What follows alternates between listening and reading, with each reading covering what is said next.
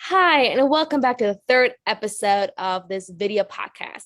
Today I have Ben Ahrens with me, and today we're going to talk about neuroplasticity. And yeah, hi, Ben. Hey, it's nice to be here. Thanks for having me on.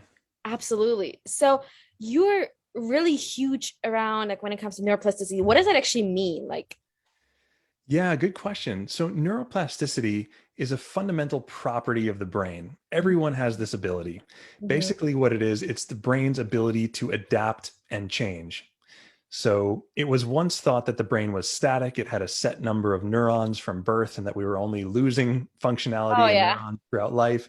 And in the recent decades, it's been found to be completely false. So we now know that not only is the brain changing its connections and Mhm. structures as well, but it's also actually through a process called neurogenesis developing new neurons. So this is really good news. This is really hopeful to anyone who feels like they might be stuck in a certain Oh yeah. pattern or habit, whether it's emotional habits or behavioral habits, or even unconscious habits of chronic conditions, how your body is responding.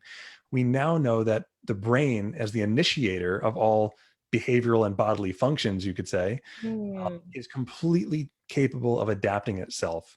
So by taking that approach, we can make tremendous shifts in how we feel and function in the world. So you make it sound like we actually have a choice when it comes to a lot of these decisions or even anxiety or habits. Do we actually have a choice? Well, you know what? I think you kind of hit on the most important thing, which is that absolutely we do. Okay. This is sometimes that we feel like we're helplessly being pulled along by our old patterns, reactions, and things that we might not even think of as patterns and behaviors or actions because they're actually subconscious. They might have been, occurring for most of our lifetime. So the like I mentioned to you, we just chatted a little bit before, and as we start to get into this and neuroplasticity and how it can be applied to ultimately changing your behavior or even your physical health, Mhm. um, what you start to learn and realize is that the number one step is becoming aware. It's realizing what's going on. What are the patterns that may have been occurring or may be occurring behind the scenes so that you can bring them to light, to your point, that once they are kind of in the light of consciousness, conscious awareness, now you have a choice. So Okay. whereas if it's totally out of sight, out of mind, Yeah. we might not have that choice. But once we're aware of it, then we do have a choice. And by exercising our freedom to choose a new response and doing that repeatedly, you can effectively retrain your brain to Interesting. initiate a completely new response. Okay. So a lot of people, I mean, including me, like a lot of times you can feel like a little bit helpless when we start to feel like specific thoughts. I know, especially when it comes to food, there's this, I just sometimes just hits you like, oh my God, I'm so craving this right now and I'm so stressed. Like, let me just, like, I don't know, grab some ice cream, grab some whatever. And indulge a little bit, especially, the holidays are coming up. That's such a stressful time. Yes, it is. So how does it work? Like, how, for example, can we not feel so helpless when there's, first off, such amazing food around us? I mean, come on, Thanksgiving, Christmas. Oh yeah. How can we not? Well, I think what we ultimately, let's just start with kind of identifying what is the goal? Like Okay. where do we want to get to? I Mhm. think where we want to get to, and we'll stick with the topic of food for the moment, is a place of freedom of choice where we feel like no matter what we do, regardless of whether we go after that dessert or that second helping or not, either way, it's our choice. We're Mhm. not helplessly being pulled along into it or subconsciously doing it only to regret it later on. Right. I mean, So it's what happens. So, it definitely still happens, but one of the great things that I like to always share with people about exercising their freedom to choose is that the beauty of this is that it's not a one time failure or success. It's a process, and you don't have to think that because you failed one time you're going to fail the next time and that nothing will change. It's quite wow. the opposite. You have, every moment is a new opportunity to make a different choice and to test out a new behavior. And all it takes to get that neuroplasticity going in the direction that we prefer, that we want it to go in, Mhm. is simply making that choice slightly more often of the time. I like to think of it as casting a vote for the person that you want to be. Every time you consciously choose that next meal or that next bite or that next behavior, Mhm. you're casting the vote for the person who's actually in charge, who's Wow. the one in the driver's seat. Uh-huh. And sometimes, look, we're not going to get it every time. You might fall down, even once you Oh learn yeah. this, how to do it, you might fall down 100 times a day, but you can still get back up in any moment and try it again. So that's the power of awareness, first and foremost. And secondly, of, to your point, exercising that freedom that we all have to choose our own way.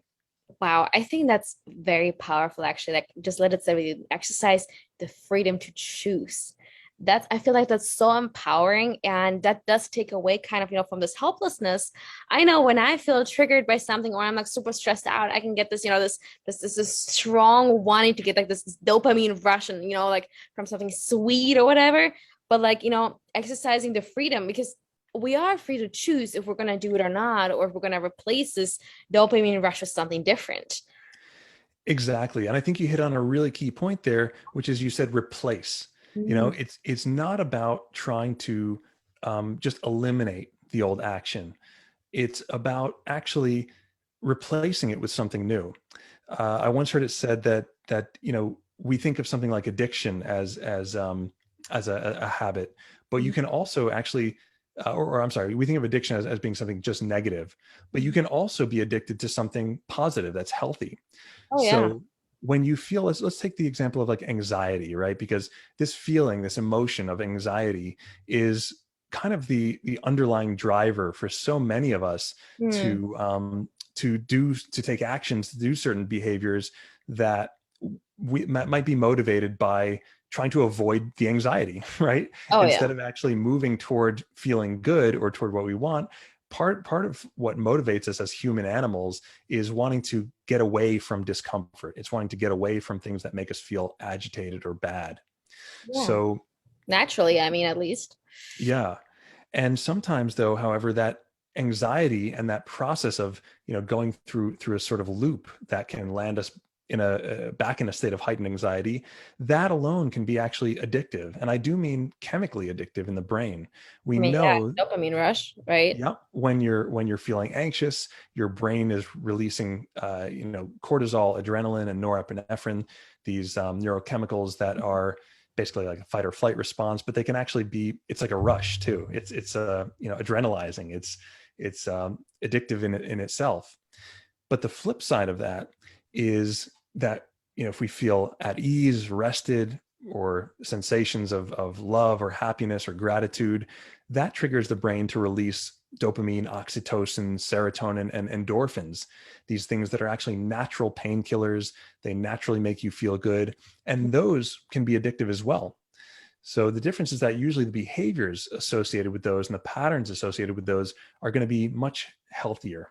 Wow. Okay, yeah, that's very interesting. So this sounds all amazing, but okay, like how do we apply neuroplasticity to this now? Like, how can I imagine to make this actually work, right? Yes. Yeah. So, um, one of the things that let's first address is this idea of like helplessness. And particularly, people may have heard there's this idea of learned helplessness, that the brain is always getting conditioned. And oftentimes, what's conditioning us or what has conditioned us is our past experience.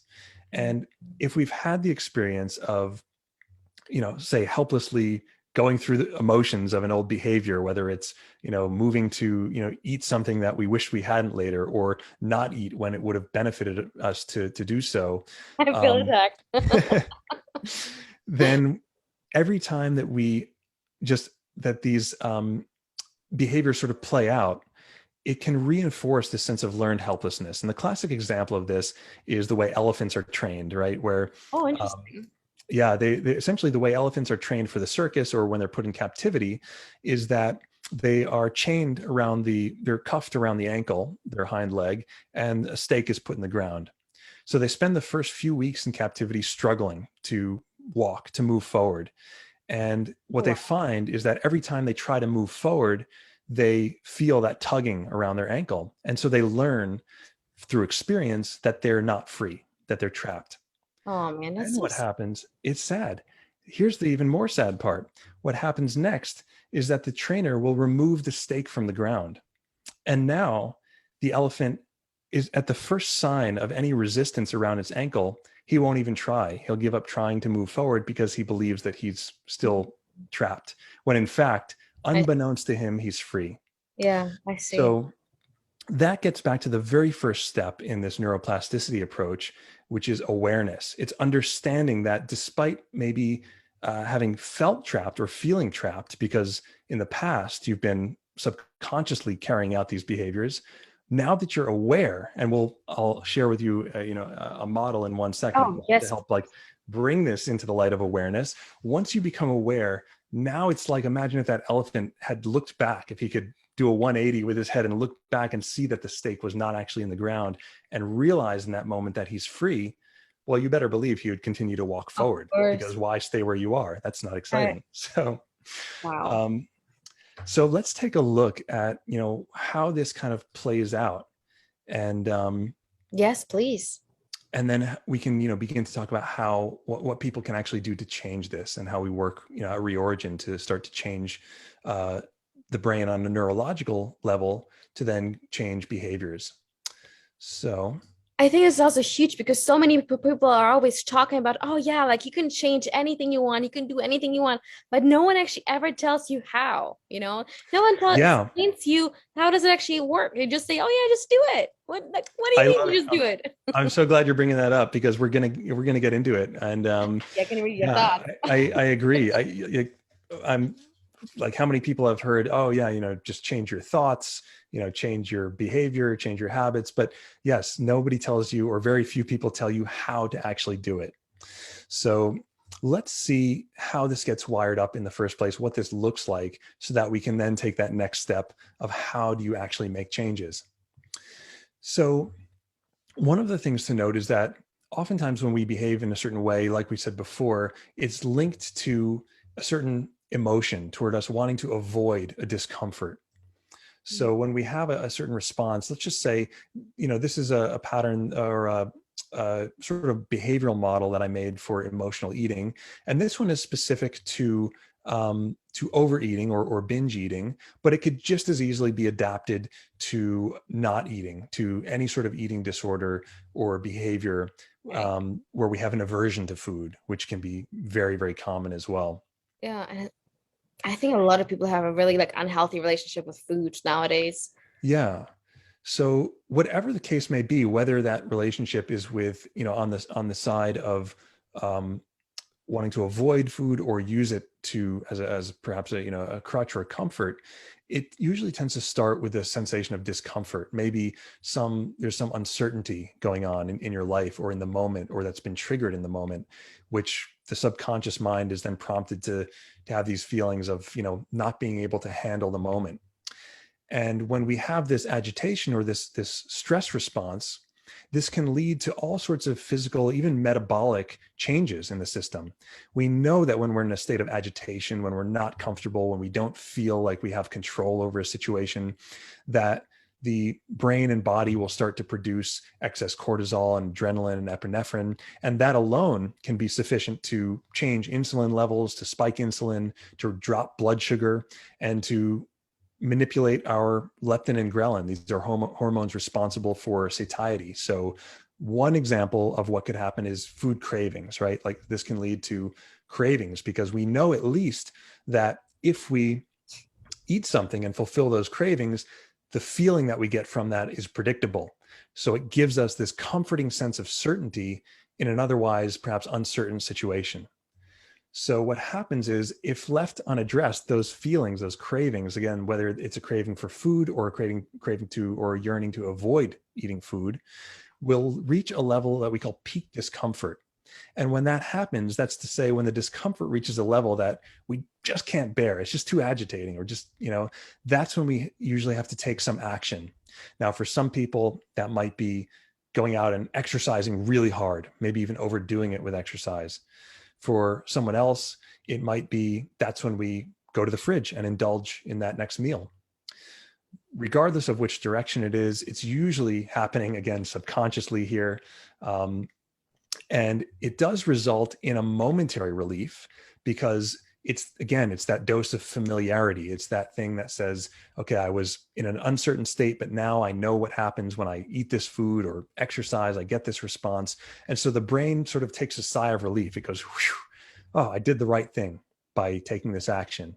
Hmm. Even though in the long run, this might not be the best action for us, in the short term, the brain says that it confirms to the subconscious that this is actually the right thing to do. But then we know what happens next is that oftentimes we start to feel these negative feelings, right? After you've satisfied that craving, then these feelings creep in of guilt or shame or, oh, I've done it again, or oh, I failed to, stop myself this time. And the more we fail to stop ourselves and feel those feelings of guilt and shame, that sort of almost self-condemnation, the more apathetic we can become toward it, and helpless we can feel. This is kind of how that sensation, that learned helplessness, gets wired in behaviorally, in the same exact way that the elephant learns falsely that it can't move forward, when in fact it's not Yeah. true. So like, why even try if it doesn't work anyway, right? Why even try? I've done this 100 times before. I've tried to make changes. It hasn't worked. Why even try? And the story that we end up telling ourselves is, I'm stuck. I'm stuck in this loop and I can't move forward. And the reality is, it's just not true.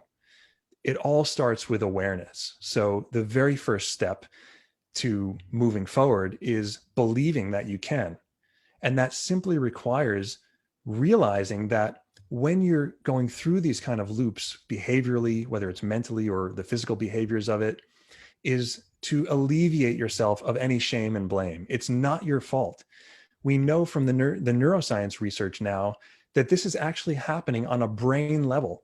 This is wired in to the limbic system, which is this threat Wow. detection and Okay. response mechanism in the brain.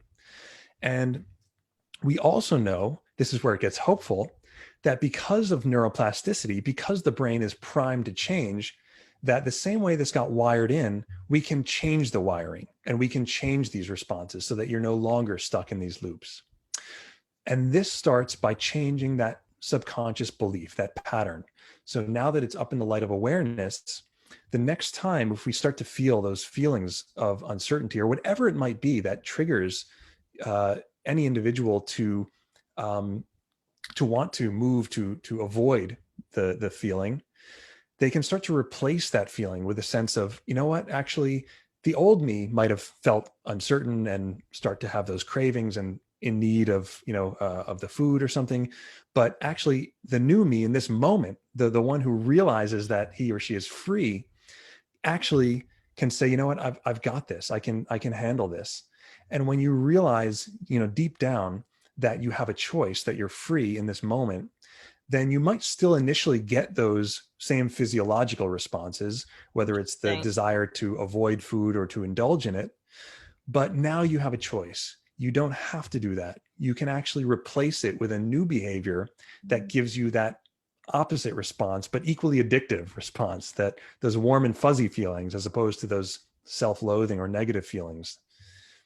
So Wow. given that choice, we can now say, okay, I have a little bit of a space here. We talked about, when you and I chatted, famous psychologist Viktor Frankl said that between stimulus and response, there's a choice, or there's a space rather. And in that space lies our freedom to choose. So now we can choose a new behavior. We can say, okay, when I get triggered in this way, maybe it's, talking with a family member or whatever the case might be that's triggered us, we can say, when that happens and I notice that I start to feel agitated or maybe get those cravings or sensations prompting me to go work myself out or go to the fridge and eat, now instead I have this space where I can insert a new behavior. Instead, I can make a cup of tea, which is also a familiar pattern that the brain likes. It likes these Oh yeah. familiar patterns. Or I can go for a walk, or I can practice breath work, or I can do any number of different activities that basically don't involve the old response. And when you do that, especially when it's, an activity like those listed here, something that makes you feel good on a genuine level, then you can start to experience relief on that genuine level. You experience this real relief. So whether where before was a momentary relief just because you escaped the discomfort, now it's a genuine relief because you've moved towards something that really does make you feel good. And when you do that, it sends this really powerful signal to your subconscious mind saying, actually, you know what? I'm good without the old behavior. I'm good without having to work myself out to death, or I'm good without having to go to the fridge and binge on that meal. I'm actually capable of feeling not only fine, but really good with doing something else instead. And the more we do that, the more we start to learn. This is sort of like the opposite of learned helplessness. This is learned empowerment. It's learning Yeah, that you have the ability to take steps forward, to break these patterns, and that confidence. absolute confidence, and that it actually gets easier each time you do this. It reinforces that sensation, that deep belief in yourself that I actually have the power to make these changes. And what's really cool is that from a neuroplastic and even biological level, then your body, your physiology actually starts to change, where it no longer produces the agitation or stress response in the first place. So now you might be able to handle that difficult conversation with a family member, or that difficult work experience, or whatever the challenge might be that's causing the underlying anxiety, which is prompting the behavior. Now you're in this state where you can actually be present with that challenge without becoming anxious over it, and without having to then default to an old behavior. So this is something that everyone can do, and I just want to take a moment to um, This stuff let is people amazing. know. Yeah, I've been there myself with a lot of behaviors. And so that's really where a lot of this is coming from, my own process of discovery and trying to change, many of these things in my own brain and body and life one at a time. But I just want to assure everyone that everyone's brain, without exception, has the capacity to change. And therefore, everyone has the ability to change their behavioral loops. Okay. So what about people that have depression, have anxiety, are unsure, like if they can even do that, like how can they actually apply this principle, especially when it comes, to the upcoming holidays? Yeah, really good question. So, holidays again can be potentially a very triggering time for people. And it's actually an interesting reason why that is. I learned, someone once explained it to me as follows, that there's a reason why, we'll just go with the example, why people might feel like they're 12 years old again when they're having a conversation with a parent. And it's because actually what's happening there is the conversation started when you were 12 years old. So when you're back in that scenario, you're essentially reverting to this old pre-programmed state where your brain makes this association between the event, having a conversation with a parent, and the old feelings. So one of the things we want to start to do is kind of dissociate from, or disidentify from, that child, from that older version of ourselves that might have been triggered at a younger age, to know that now we have that light of awareness, and we have that choice to be able to stand our own ground among any Wow. circumstances. So you talked about things like anxiety, and anxiety is kind of like we saw in that behavioral model. Anxiety is basically an elevated stress response. It's an elevated fight or flight response.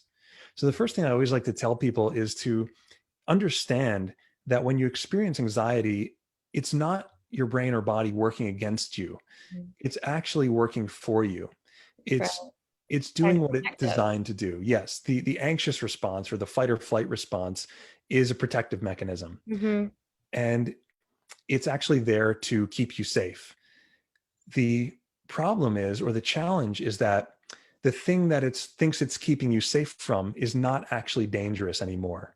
Maybe it was at one time. Obviously, if you're a child and your parent yelled at you, Right. um, the biggest danger that could happen is being abandoned by the parents, in Hmm. which case child would be left to fend for himself. And at age 12 or younger, you need that support. We can't be Right. present and thrive in the world without that support. So at that time it might have been dangerous, but now getting into an argument over a parent at age, for me, 38 now almost, um, it unpleasant, sure, but dangerous, no, not at Yeah. all. And we also have the choice not to walk away from an argument, right? If we don't want to talk to that person, we could just walk away and say, hey, I don't want to talk about this right now.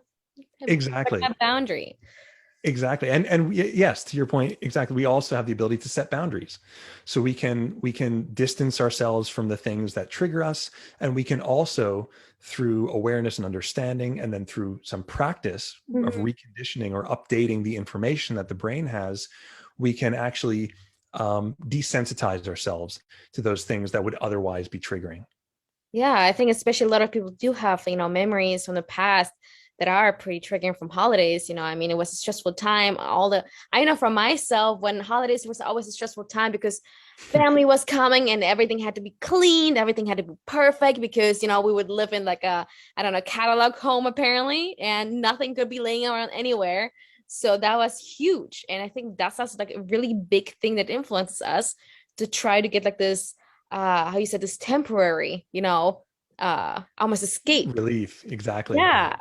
So it's great. So thank you so much for sharing that with us. Like, how do you have a tool that you can give out our members? What can they do, especially when this comes up?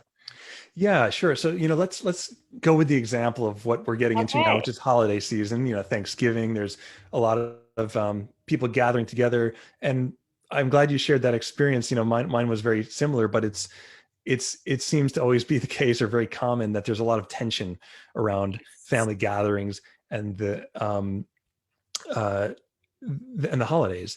And also, it also coincides that meals, and shared meals together are a frequent occurrence during the holiday season. So you have this kind of multifaceted, event happening Can be where you have, stressful. yes, you have these different things combining together. You have all of these family members. You have this tension that we've learned from when way back in the day that it used to be tense before, because in your case everything had to be perfect and there was so much work to be Yeah. done, and we all had to be perfectionists and probably hold ourselves to unrealistic standards, Oh whatever it man. might be.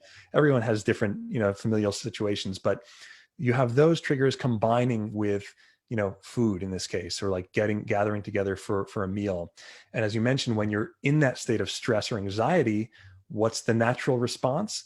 It's to avoid it, it's to alleviate it. And Hmm. one of the best ways to alleviate negative feelings is indulging in food that releases dopamine. It's Hmm. sugar, it's desserts, it's all of these foods that we love during the Oh, holidays that are almost medicinal because they trigger the release of that dopamine and those endorphins in the yeah. moment, of course, temporarily. And then, of course, if we overindulge, that's when we find ourselves, right back in that loop, even a little bit deeper, because now we feel a little bit bad about ourselves. So the great thing is, understanding, if this is your experience, if this resonates with you, it's not your fault. This is a biological response that takes place out of your brain and body's own protective mechanisms. And now that you're aware of that, you have the ability to choose to do otherwise. So here's a practice or something that everyone can do if they're feeling any level of agitation around the holidays, whether it's looking ahead to it or whether it's in the actual moment. um, when you find yourself in the state of agitation, the first thing you can do is take a pause, realize that that's where you are, Hmm. and take a deep breath. Oh, that's good. And this sounds like the simplest thing in the world, but I actually gave a TED talk. The title is One Deep Breath. Ooh. And the story is basically how taking one deep breath changed my entire life and really changed my physiology. I went from being 3 years bedbound with a chronic condition Oh man. to, back to full-time Yeah. life and work and surfing and all the rest. But it really started with a breath. So the cool thing is that this is something that you can do anytime, and you can do it as many times as needed. So if the first step is, awareness, and the second step is sort of interruption with that one deep breath, now the third step is choose. Hmm. What do you want to choose in this moment? This moment is yours for the taking. It's yours for the making. Hmm. So in this moment, you can choose to default to that old pattern, that old indulgence or avoidance, or you can choose to do otherwise. You can choose to tell yourself that you're fine. You're not in that dangerous place anymore. You have everything you need inside you. Your body has all the resources it needs. Around you is all of the, the air to breathe, the water to drink, the food to eat. Anything that you need is there. Mhm. And now with that knowledge, with that understanding, and with that compassion for yourself, you can choose to enjoy, something. You can still choose to have the dessert. Of course, that might be your choice, but now it's the conscious choice. And the difference is that the state that your body is in physiologically while you're eating that dessert, if it's eating it from a place of love as opposed to eating it from a place of fear and loathing, is going to be completely different. Your experience will be different. Your body will assimilate the nutrients differently. And ultimately, you'll feel empowered because now you are in the driver's seat instead of being driven in the back seat. I think that's a very big point that we are in the driver's seat. We do have the choices, right? We do have the choice to even control our thoughts. Just like We you do. explained it, it's crazy. So, Ben, this was amazing. You shared so much with us. Thank you so much.